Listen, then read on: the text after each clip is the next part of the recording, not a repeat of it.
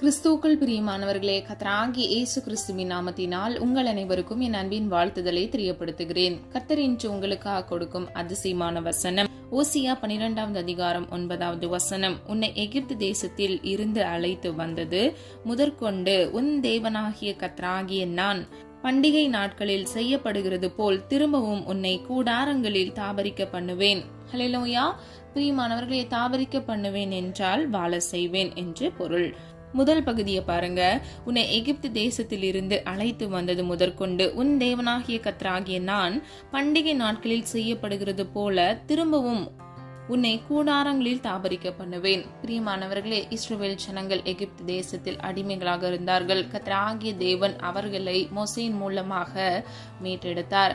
அது மாத்திரமல்ல, இஸ்ரவேல் ஜனங்கள் பல சூழ்நிலைகள் போராட்டங்கள் வழியாக தான் அவர்கள் கானான் என்கிற பாலும் தேனும் ஓடுகிற தேசத்தை சுதந்திரித்துக் கொண்டார்கள். பிரியமானவர்களே, வருகிற வழிகள்ல அவர்கள் வெவ்வேறு தடைகளை அவர்கள் மேற்கொண்டார்கள். கர்த்தர் அவர்களுக்காக செங்கடலை 2ஆக பிளந்தார். அது மாத்திரமல்ல, எரிகோ கற்கள் உடைக்கப்பட்டன. அவர்களுக்கு வேண்டிய போதுமான ஆகாரங்களை கர்த்தர் வானத்திலிருந்து மன்னாவை கட்டளையிட்டார், காடைகளை அனுப்பினார். வறண்ட நிலங்கள்ல கூட கர்த்தர் அவர்களுக்காக நீரூற்றை கட்டளையிட்டார். பிரியமானவர்களே, அவர்களுடைய தாகத்தை கர்த்தர் தீர்த்தார்.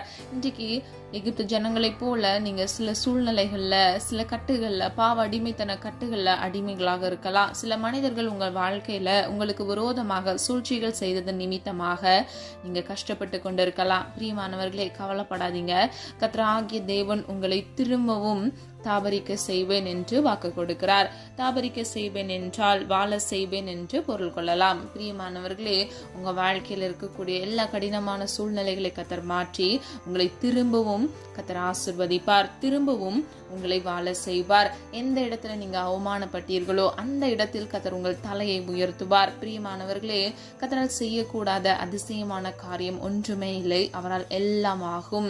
அவரை நம்புகிற ஜனங்களை அவர் ஒருபோதும் கைவிடவே மாட்டார். ஆவிக்குரிய சகல ஆசீர்வாதத்தினாலும் நம்மை ஆசீர்வதிக்கிறார் என்று வேதம் சொல்லுகிறது. பிரியமானவர்களே, கிறிஸ்துவின் ஜனங்களாக நீங்கள் இருக்கிற பட்சத்தில் கர்த்தர் நிச்சயமாக உங்கள் ஒவ்வொருவரையும் ஆசீர்வதிப்பார். பிரியமானவர்களே, நீங்கள் பட்ட கஷ்டங்களுக்கு தக்கதாக கர்த்தர் உங்களுக்கு சமாதானத்தை கட்டளையிடுவார், ஆசீர்வதிப்பார். பிரியமானவர்களே, நீங்க இருக்கிற இடத்துல உங்கள் தலையை உயர்த்தி கர்த்தர் சாட்சியாக நிற்க செய்வார். விசுவாசிக்கிறீங்களா? விசுவாசிக்கிறவங்க ஆமீன் சொல்லி அதை பெற்றுக்கொள்ளுங்க. பிரியமானவர்களே, நம்மை திரும்பவும் கர்த்தர் ஆசீர்வதிப்பேன் என்று இன்று உறுதிப்படுத்துகிறார். வேதத்தில் இருந்த 4 காரியங்கள் மூலமாக திரும்பவும் நம்மை கர்த்தர் ஆசீர்வதிக்கிறார் என்பதை அறிந்து கொள்ள போகிறோம். முதலாவது, கர்த்தர் நம்மை திரும்பவும் வளர செய்வார். ஆதார வசனம் 2 ராஜாக்கள் 19வது அதிகாரம் 30வது வசனம். யூத வம்சத்தாரில் தப்பி மீந்திருக்கிறவர்கள் மறுபடியும் கீழே வேர் பற்றி மேலே கனி கொடுப்பார்கள். ஹல்லேலூயா. பிரியமானவர்களே, யூத வம்சத்தாரில் பொல்லாப்புக்கு தப்பி, தீங்குக்கு தப்பி மீந்திருக்கிறவர்கள், அதாவது பேலன்ஸ் பாக்கி இருக்கிறவங்க ஆசீர்வதிக்கப்படுறாங்க. எப்படி ஆசீர்வதிக்கப்படுறாங்கன்னா, மறுபடியும் கீழே வேர் பற்றி மேலே கனி கொடுப்பார்கள். ஹல்லேலூயா. பிரியமானவர்களே, நல்லா கவனிங்க. மறுபடியும், அப்போ இதற்கு முன்பாக அவங்க ஆசீர்வாதமா இருந்திருக்காங்க. இப்போ அவங்க சூழ்நிலை சரியா இல்ல. ஆனால் கர்த்தராகிய தேவன் இவ்விதமாக சொல்லுகிறார், மறுபடியும் அவர்கள் வேர் பற்றி கனி கொடுப்பார்கள். ஹல்லேலூயா. இன்றைக்கு பிரியமானவர்களே, நீங்க முன்பு ஆசீர்வாதமா இருந்திருப்பீங்க. இன்றைக்கு உங்க சூழ்நிலை மோசமாக இருக்கலாம். ஆனா பிரியமானவர்களே, கர்த்தர் மறுபடியும் கீழே வேர் பற்றி மேலே கனி கொடுக்கத்தக்க உங்களை ஆசீர்வதிப்பார். ஹல்லேலூயா. இன்றைக்கு பிரியமானவர்களே, நீங்கள் மறுபடியும் கீழே வேர் பற்றி மேலே கனி கொடுக்கிறவர்களாய் நீங்கள் ஆசீர்வதிக்கப்பட்ட சந்ததிகளாக இருப்பீர்கள். பிரியமானவர்களே, நமக்கான ஒத்தாசை பரத்தில் இருக்கிறது. அவர் மூலமாக வருகிற ஒத்தாசை மாத்திரமே நமக்கு சமாதானத்தையும் சந்தோஷத்தையும் தருகிறதா இருக்கிறது. எரேமியா 17வது அதிகாரம் 7 முதல் 8வது வசனம். கர்த்தரை நம்புகிறவர்கள் வறட்சியான காலத்திலும் தப்பாமல் கனி கொடுக்கிற மரத்தை போல் இருப்பார்கள். ஹல்லேலூயா. பிரியமானவர்களே, கர்த்தரை நம்ப வேண்டும். அப்பொழுது வறட்சியான காலங்களில், இந்த உலகத்துல பஞ்சங்கள் வந்தாலும், எந்த சூழ்நிலைகள் வந்தாலும், உங்க குடும்பத்துல ஒரு மோசமான சூழ்நிலை வந்தாலும், கர்த்தர் அந்த வறட்சியான சூழ்நிலைகள்ல கர்த்தர் உங்கள் வாழ்க்கையில் ஆசீர்வதிப்பார். அதற்கு ஒப்பிட்டு கனி கொடுக்கிற மரத்தை போல் இருப்பீர்கள் என்று அவர் சொல்லுகிறார். பிரியமானவர்களே, எப்படி நீர் பாய்ச்சலான ஓரத்தில் நடப்பட்ட மரங்கள் கனி கொடுக்கிறதோ அந்தந்த சீசன்ல அதனுடைய காலத்துல அது கனி கொடுக்கிறதோ, உங்க வாழ்க்கையில கூட கர்த்தர் உங்களோடு கூட இருக்கிறபடியினால் நீங்கள் பாதுகாக்கப்படுகிறீர்கள். நீர் பாய்ச்சலான இடத்தில் நாட்டப்பட்ட மரத்தை போல நீங்கள் கனி கொடுப்பீர்கள். பிரியமானவர்களே, வறட்சியான காலங்களிலும் கர்த்தர் உங்களை ஆசீர்வதிப்பேன் என்று உறுதிப்படுத்துகிறார். அதனதன் காலத்தில் அதனதன் காரியத்தை செம்மையும் நேர்த்தியுமாக செய்து முடிக்கிற தேவன் இன்றைக்கு உங்க வாழ்க்கையில இருக்கக்கூடிய சூழ்நிலைகளை கர்த்தர் மாற்ற வல்லவர். பிரியமானவர்களே, குணனான வழிகளை கர்த்தர் செவ்வையாக மாற்றுவார். வறட்சியான காலங்களில் கூட தப்பாமல் கனி கொடுக்கிற மரத்தை போல் நீங்கள் இருப்பீர்கள். ஹல்லேலூயா. இரண்டாவது, கர்த்தர் நம்மை திரும்பவும் சேர செய்வார். ஆதார வசனம் உபாகமம் 30வது அதிகாரம் 3வது வசனம். உன் தேவனாகிய கர்த்தர் உன் சிறையிருப்பை திருப்பி உனக்கு இறங்கி, உன் தேவனாகிய கர்த்தர் உன்னை சிதறடித்த எல்லா ஜனங்களிடத்திலும் இருக்கிற உன்னை திரும்ப சேர்த்து. ஹல்லேலூயா. பிரியமானவர்களே, உங்கள் சிறையிருப்பை கர்த்தர் திருப்புவேன் என்று வாக்கு கொடுக்கிறார். அது மாத்திரமல்ல, உங்களுக்காக இறங்கி உங்கள் தேவனாகிய கர்த்தர் உங்களை சிதறடித்த எல்லா ஜனங்களுக்கும் மத்தியில் உங்களை திரும்பி உங்களை சேர்த்து கொள்வார். பிரியமானவர்களே, எந்த இடத்துல நீங்க ஒதுக்கப்பட்டீங்களோ, எந்த இடத்துல நீங்க புறக்கணிக்கப்பட்டீங்களோ, உங்களை விரட்டி அடிச்சாங்களோ, அந்த இடத்துல உங்களை மறுபடியும் திரும்பவும் சேர்த்து கர்த்தர் உங்களை உயர்த்துவார். ஹல்லேலூயா. பிரியமானவர்களே, சில பேருக்கு வேலை ஸ்தலங்கள்ல இருக்கலாம், சில பேருக்கு அவங்களுடைய குடும்பங்கள்ல இருக்கலாம். நீங்க எந்த இடத்துல எந்த பகுதியில நீங்க வைக்கப்பட்டீங்களோ, அது எதுவாக இருந்தாலும் பிரியமானவர்களே, கர்த்தர் உங்களை திரும்பவும் அந்த இடத்திற்கு கொண்டு போய் நிறுத்துவார். அவர் உங்களை ஆசீர்வதிப்பார். உங்களுக்கு கொடுப்பேன் என்று சொன்ன வாக்குத்தத்தத்தை அவர் உண்மையுள்ள தேவனாக அதை நிறைவேற்றுவார். நாம் ஆராதிக்கிற தேவன் சர்வ வல்லமையுள்ள தேவன் மாத்திரமல்ல, அவர் வாக்குத்தத்தத்தில் உண்மையுள்ள தேவன், அவர் வாக்கு மாறாத தேவன். இன்றைக்கு பிரியமானவர்களே, உங்களை திரும்பவும் கர்த்தர் சேர செய்வார், திரும்பவும் உங்களை சேர்த்து கொள்வார். ஹல்லேலூயா. யோவான் 14வது அதிகாரம் 3வது வசனம். நான் இருக்கும் இடத்திலே நீங்களும் இருக்கும்படி நான் மறுபடியும் வந்து உங்களை என்னிடத்தில் சேர்த்து கொள்வேன். ஹல்லேலூயா. நல்ல கவனிங்க, நான் மறுபடியும் வந்து உங்களை என்னிடத்தில் சேர்த்து கொள்வேன். ஹல்லேலூயா. அப்போ பிரியமானவர்களே, கர்த்தர் நம்மை விட்டு விலகாத தேவனாக அவர் எங்கு இருக்கிறாரோ அங்கே நம்மை மறுபடியும் சேர்த்து கொள்வேன் என்று உறுதிப்படுத்துகிறார். நம்முடைய வாழ்க்கையில் நாம் ஜெயத்தை பெற்றுக்கொள்ளும் பொழுது, இவ்வுலக வாழ்க்கையை நாம் ஜெயமாக முடிக்கும் பொழுது நமக்கு ஜீவகிரீடம் தருவேன் என்று அவர் வாக்கு கொடுக்கிறார். வேதம் இப்படியாக சொல்லுகிறது, முடிவு பரியந்தம் நிலைத்திருக்கிறவனே வாக்குத்தத்தம் பண்ணப்பட்ட ஜீவகிரீடத்தை பெறுகிறான் என்று. பிரியமானவர்களே, நான் மறுபடியும் வந்து என்றால் இது இரண்டாம் வருகையை குறிக்கிறது. பிரியமானவர்களே, அவர் மறுபடியும் வந்து நம்மை சேர்த்து கொள்வார். ஹல்லேலூயா. பிரியமானவர்களே, கர்த்தர் நமக்கென்று வைத்திருக்கிற வாக்குத்தத்தத்தை அவர் நிச்சயமாக நமக்கு கொடுப்பார். அதை நாம் பெற்றுக்கொள்ளத்தக்க கர்த்தருடைய வார்த்தைக்கு கீழ்ப்படிந்து நடக்கிறவர்களாய், இவ்வுலக வாழ்க்கையை நாம் பரிசுத்தமாய் வாழ்ந்து ஜெய ஜீவியம் பெற்றுக்கொள்கிறவர்களாய் நாம் இருக்க வேண்டும். நாம் ஆராதிக்கிற தேவன் பரிசுத்தராய் இருக்கிறார். ஆகவே ஆவியோடும் உண்மையோடும் பரிசுத்தத்தோடும் நாம் அவரை தொழுது கொள்ள வேண்டும். ஹல்லேலூயா. பிரியமானவர்களே, நம்மை அழைத்த தேவன் பரிசுத்தமானவர். ஆகவே அவருடைய பிள்ளைகளாய் இருக்கிற நீங்களும் நானும் பரிசுத்தமாய் வாழ வேண்டும். ஹல்லேலூயா. பிரியமானவர்களே, பரிசுத்தம் இல்லாமல் ஒருவனும் ஒருபொழுதும் தேவனை தரிசிப்பதே இல்லை. அதிகாலையில் அவரை தேடுகிறவர்கள் கண்டடைகிறார்கள். அப்ப நம்ம பரிசுத்தத்தை காத்து கொள்ளும் பொழுது நம்ம அவரை பார்க்க முடியும். அதிகாலையில் நம்ம அவரை தேடும் பொழுது நாம் அவரை பார்க்க முடியும். ஹல்லேலூயா. செப்பனியா 3வது அதிகாரம் 19 முதல் 20வது வசனம். அக்காலத்திலே உங்களை சேர்த்து கொள்ளுவேன், நான் உங்களை கீர்த்தியும் புகழ்ச்சியுமாக வைப்பேன். ஹல்லேலூயா. பிரியமானவர்களை, கர்த்தர் நம்மை சேர்த்து கொள்கிறது மாத்திரமல்ல, நம்மை கீர்த்தியும் புகழ்ச்சியுமாக வைக்கிறார். பிரியமானவர்களே, கர்த்தர் நம்முடைய தலையை உயர்த்துவார். அது மாத்திரமல்ல, கீர்த்தியும் புகழ்ச்சியும் கட்டளையிட்டு நம்மை ஆசீர்வதிப்பார். மூன்றாவதாக, கர்த்தர் நம்மை திரும்பவும் சீர் செய்வார். ஆதார வசனம் ஆமோஸ் 9வது அதிகாரம் 12வது வசனம். அந்நாளிலே விழுந்து போன தாவீதின் கூடாரத்தை நான் திரும்ப எடுப்பித்து அதன் திருப்புகளை அடைத்து அதில் பழுதாய் போனதை சீர்படுத்தி பூர்வ நாட்களில் இருந்தது போல அதை ஸ்தாபிப்பேன் என்று இதை செய்கிற கர்த்தர் சொல்லுகிறார். ஹல்லேலூயா. பிரியமானவர்களே, கடைசியா பாருங்க, அதை யார் சொல்லுகிறாராம்? கர்த்தர் சொல்லுகிறார். பிரியமானவர்களே, விழுந்து போன தாவீதின் கூடாரத்தை கர்த்தர் திரும்பவும் எடுப்பித்து அதை கட்டுகிறார். இன்றைக்கு பிரியமானவர்களே, இந்த காணலை கேட்டுக்கொண்டிருக்கிற நீங்க கூட சில சுய சித்தங்கள் செய்தது நிமித்தமாக காரணமே இல்லாம கூட சில காரியங்கள்ல நீங்க விழுந்து போயிருக்கலாம். உங்களுக்கு தெரியாதபடிக்கு சத்ருவானவன் மறைவான கன்னிகளை வைத்து உங்களை வீழ செய்திருக்கலாம். கவலைப்படாதீங்க. தாவீதின் கூடாரத்தை எப்படி கர்த்தர் திரும்ப எடுப்பித்து அதை கட்டி முடித்தாரோ, பழுதாய் போனதை சீர்படுத்தினாரோ, கர்த்தர் உங்கள் வாழ்க்கையிலும் கூட அற்புதம் செய்வார். திறப்புகளை எல்லாம் அடைப்பார். பிரியமானவர்களே, பூர்வ நாட்களில் இருந்தது போல கர்த்தர் மீண்டும் உங்களை ஸ்தாபிப்பேன், உயர்த்துவேன், கட்டுவேன் என்று உறுதிப்படுத்துகிறார். ஹல்லேலூயா.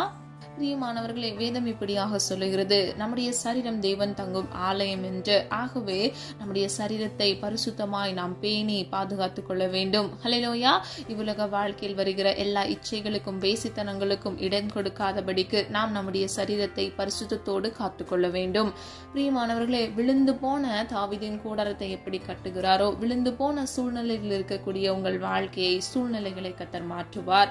அவர் உங்களை நீங்கள் விழுந்து போவதற்கு முன்பாக இருந்தபடி, பூர்வ காலத்தில் நீங்கள் இருந்தபடி கர்த்தர் உங்களை ஸ்தாபிப்பார், உங்களை கட்டுவார், உங்களை ஆசீர்வதிப்பார், எல்லா பழுதுகளை நீக்கி உங்களை சீர்படுத்துவார். ஹல்லேலூயா. பிரியமானவர்களே, நீங்க அதற்கு என்ன செய்ய வேண்டும்? ஒப்பு கொடுக்க வேண்டும். மீண்டும் நீங்கள் எழும்பி திரும்பவும் நிற்பதற்கு, நீங்கள் மீண்டும் ஆசீர்வதிக்கப்படுவதற்கு நீங்கள் முதலாவது உங்களை கர்த்தருடைய சமூகத்தில் ஒப்பு கொடுக்க வேண்டும். நீங்கள் முழுவதும் நீங்கள் ஒப்பு கொடுக்கும் பொழுது கர்த்தர் தாமே உங்களை எடுத்து பயன்படுத்துவார். ஹல்லேலூயா. பிரியமானவர்களே, நாம் ஒவ்வொருவரும் குயவனின் கையில் இருக்கிற களிமண்ணை போல் இருக்கிறோம். நாம் ஒவ்வொருவரும் நம்மை தாழ்த்தி கர்த்தருடைய சமூகத்தில் நம்மை ஒப்பு கொடுக்கும் பொழுது அவர் நம்மை வணைந்து கொள்வார். எல்லா பழுதுகளை சீர்படுத்துவார். திருப்புகளை அடைத்து நம்மை சீர்படுத்தி நம்மை சிறந்த பாத்திரமாக கர்த்தர் உருவாக்குவார். மீண்டும் நம்மை ஆசீர்வதிப்பார். ஹல்லேலூயா.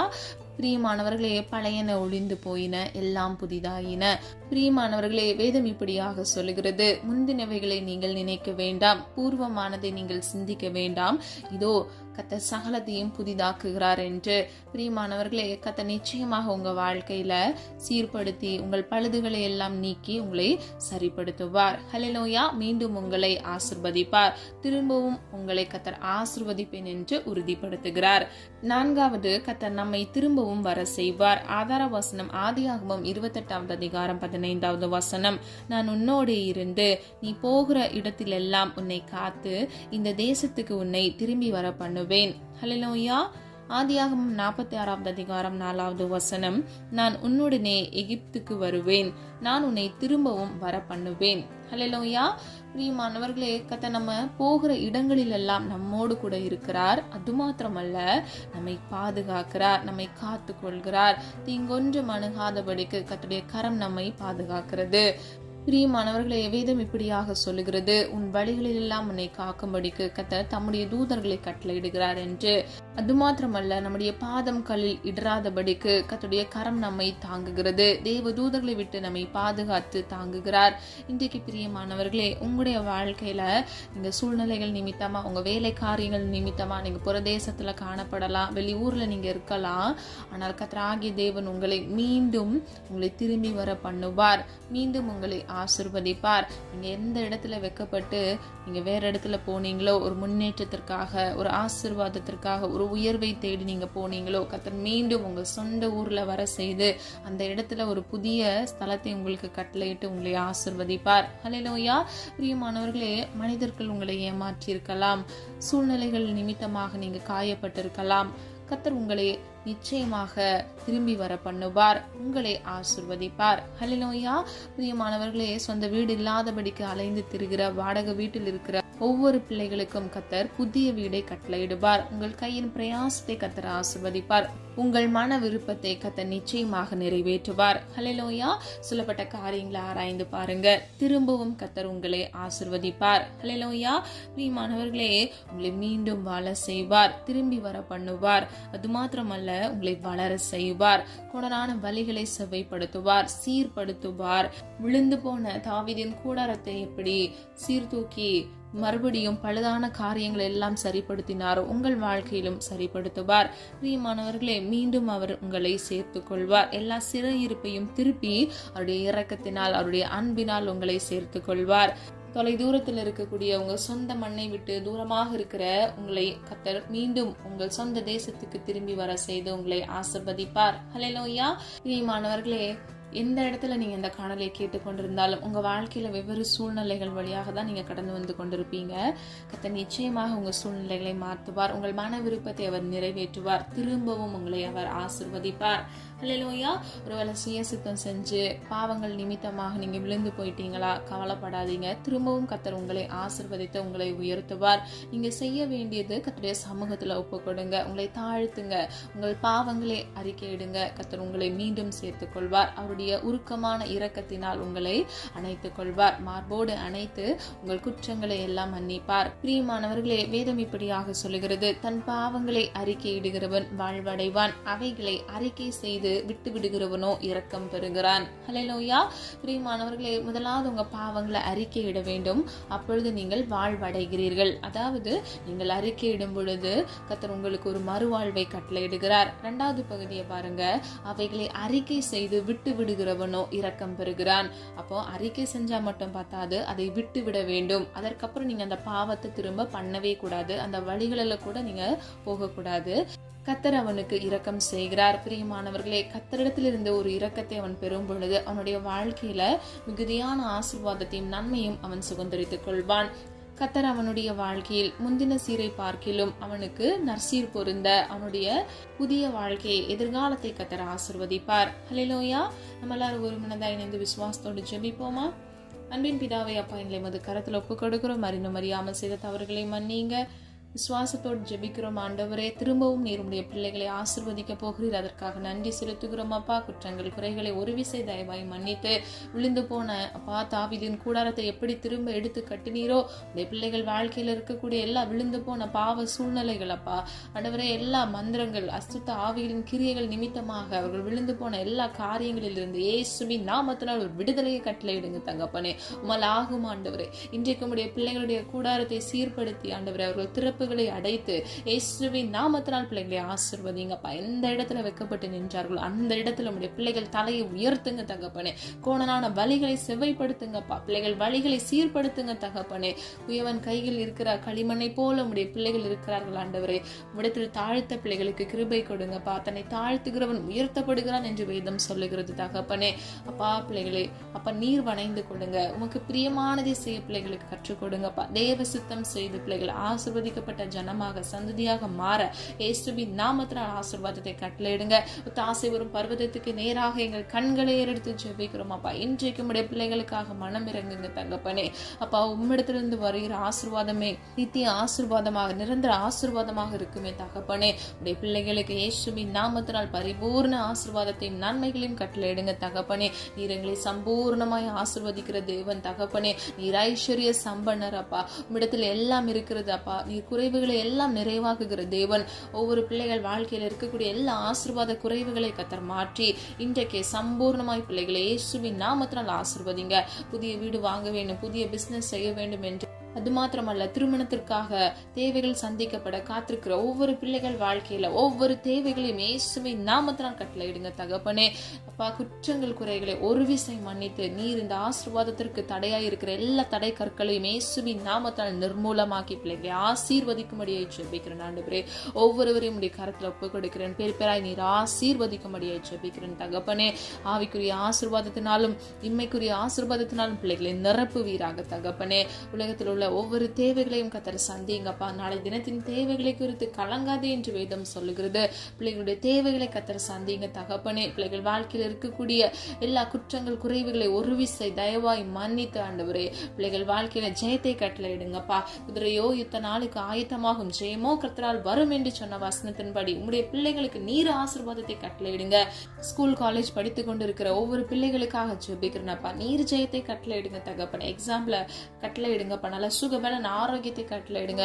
எந்த தீங்கும் பொல்லாப்பும் சுகவீனங்களும் பிள்ளைகளை தொடக்கூடாது தகப்பனே. அப்பா, நீர் விரும்புகிற பிரகாரம் உடைய பிள்ளைகளை வழிநடத்தி செல்லுங்கப்பா. வாலிப வயதை பரிசுத்தமாய் பாதுகாத்துக் கொள்ள பிள்ளைகளுக்கு கிருபை கொடுங்கப்பா. எல்லா போன்களுக்கும் இச்சைகளுக்கும் அடிமையாகாதபடிக்கு பிள்ளைகளை பாதுகாத்துக் கொள்ளுங்கப்பா. தீங்குக்கு விலக்கி இயேசுவின் ரத்த கோட்டைக்குள் மூடி மறைத்து பாதுகாத்துக் கொள்ளுங்க. பெற்றோருக்கு கீழ்ப்படிந்து அப்பா நல்ல ஒளிவாய் மர கன்றுகளாக அப்பா அவங்க பெற்றவங்களுக்கு ஆசீர்வாதமான பிள்ளைகளாக இருக்கிற இயேசுவின் நாம நாமத்தினால் கிருபை செய்யுங்க தகப்பனே. பெற்றோருக்கு மன மகிழ்ச்சி தருகிற பிள்ளைகளாக உடைய பிள்ளைகளை மாற்றுவீராகப்பா. நீர் அப்படியே செய்கிறதற்காக நன்றி செலுத்துகிறோம் தகப்பனே. அப்பா, வியாதியோடு நெருக்கத்தோடு காணப்படுகிற பிள்ளைகளுக்காக ஜெபிக்கிறேன். வீட்டிலே முடங்கி இருக்கிற வியாதி நிமித்தமாக கஷ்டப்படுகிற ஒவ்வொரு பிள்ளைகளுக்காக ஜெபிக்கிறேன் அப்பா. எல்லா வியாதியிலிருந்து இயேசுவின் நாமத்தினால் ஒரு விடுதலை கட்டளையிடுங்கப்பா. எல்லா வலி வேதனைகளை இப்பொழுதே இயேசுவின் நாமத்தினால் மாற்றுங்க தகப்பனே. சிலுவையில் அப்பா உடைய பிள்ளைகளுக்காக நீர் சிந்தின ரத்தத்தின் வல்லமையை நினைவு கூறுகிறோம் ஆண்டவரே. பிள்ளைகள் பாவங்களை சுத்திகரித்து இன்றைக்கு ஒரு விடுதலையை கட்டளையிடுங்கப்பா. இந்த வியாதியிலிருந்து ஒரு விடுதலை இயேசுவின் நாமத்தினால் கட்டளையிடுங்க. குமாரன் விடுதலையாக்கினால் மெய்யாகவே விடுதலை ஆவீர்கள் என்று வேதம் சொல்லுகிறது. இன்றைக்கு உடைய பிள்ளைகளுக்கு இயேசுவின் நாமத்தினால் விடுதலையை கட்டளையிடுங்கப்பா. மீண்டும் ஆண்டவரே, பிள்ளைகள் இழந்து போன ஆசீர்வாதத்தை மீண்டும் அப்பா பிள்ளைகள் வாழ்க்கையில கட்டளையிடுங்க தகப்பனே. அப்பா, இழந்து போன சந்தோஷத்தையும் சமாதானத்தையும் கட்டளையிடுங்கப்பா. இயேசுவின் நாமத்தினால் ஆண்டவரே ஒவ்வொரு பிள்ளைகளையும் ஆண்டவரே பேர் பேரை ஆசீர்வதிங்க. கையின் பிரயாசத்தை ஆசீர்வதிங்க. கையிட்டு செய்கிற ஒவ்வொரு காரியங்களிலும் ஆசீர்வாதத்தை கட்டளையிடுங்கப்பா. வறட்சியான காலங்களில் கூட பிள்ளைகள் கனி கொடுக்கத்தக்க அப்பா இயேசுவின் நாமத்தினால் ஆசீர்வாதத்தை கட்டளையிடுங்க தகப்பனே. வனத்தின் பலகணிகளை திறந்து முடிய பிள்ளைகளை ஆசீர்வதிங்க. ஆபிரகாமுக்கு நீர் கொடுத்த வாக்குத்தத்தத்தின்படி நான் உன்னை ஆசீர்வதித்து பெருக பண்ணுவேன் என்று சொன்னபடி இயேசுவின் நாமத்தினால் பிள்ளைகளை ஆசீர்வதித்து பெருக பண்ணுங்க தகப்பனே. அப்பா, வறுமையில் சிக்கி வாடி தவித்துக் கொண்டிருக்கிற பிள்ளைகளுக்காக ஜெபிக்கிறேன். கடன் என்ற நிந்தை அவமானத்துல சிக்கி தவித்துக் கொண்டிருக்கிற பிள்ளைகளுக்காக ஜெபிக்கிறேன். இன்றைக்கு ஒரு அற்புதத்தை கட்டளையிடுங்கப்பா. உமால் ஆகாதது ஒன்றுமே இல்லை தகப்பனே. இஎம்ஐகள் லோன்கள்ல சிக்கி தவித்து கொண்டிருக்கிற பிள்ளைகள், நிம்மதியற்ற நிலைமையில, குடும்பத்துல பிரச்சனை அப்பா, இந்த கடன் பாரங்களை இயேசுவின் நாமத்தினால் மாற்றுவீராக தகப்பனே.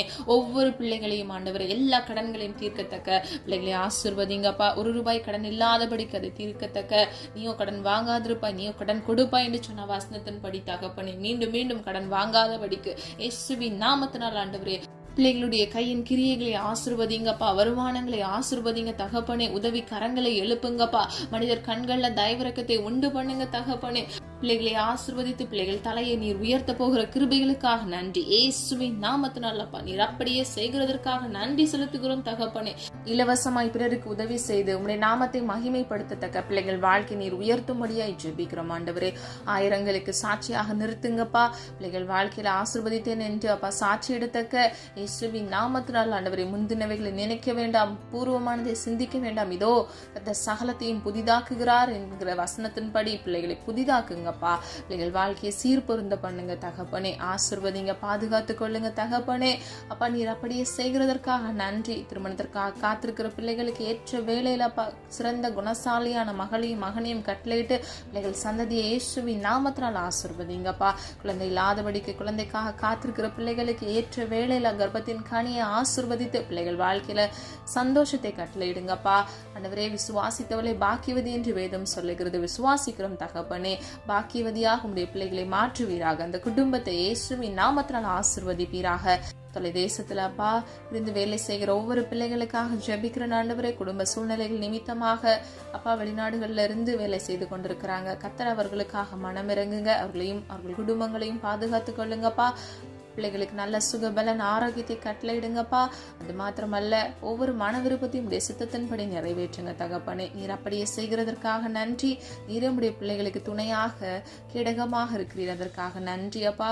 ஜெபத்தை கேட்டுக்கொண்டு என்னோடு இணைந்து ஜெபிக்கிற ஒவ்வொரு பிள்ளைகள் வாழ்க்கையில் அப்பா நல்ல சுகபலன் ஆரோக்கியத்தை கட்டளையிட்டு நீடி ஆயுள்னால் நன்மையினால் திருப்தியாக்குங்க. ஜீவ காலமெல்லாம் நன்மையும் கிருபையும் தொடரும் என்று சொன்ன வசனத்தின்படி ஒவ்வொரு பிள்ளைகளையும் அப்பா உடைய நன்மையினாலும் கிருபையினாலும் சூழ்ந்து கொள்ளுங்க தகப்பனே.